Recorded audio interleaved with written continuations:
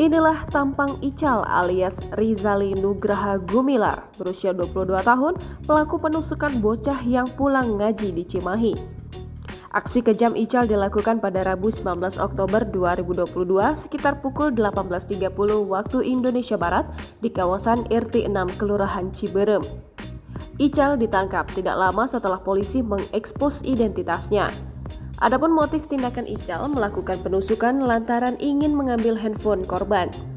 Melansir tribunnews.com, penangkapan dilakukan gabungan Satreskrim Polres Cimahi bersama Ditreskrimum Polda Jawa Barat pada Minggu 23 Oktober 2022 sore.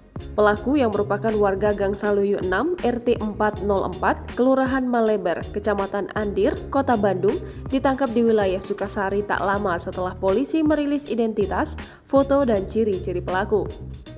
Setelah pemeriksaan rampung, pihaknya akan segera merilis pelaku penusukan tersebut dan akan mengungkap motif di balik aksinya itu.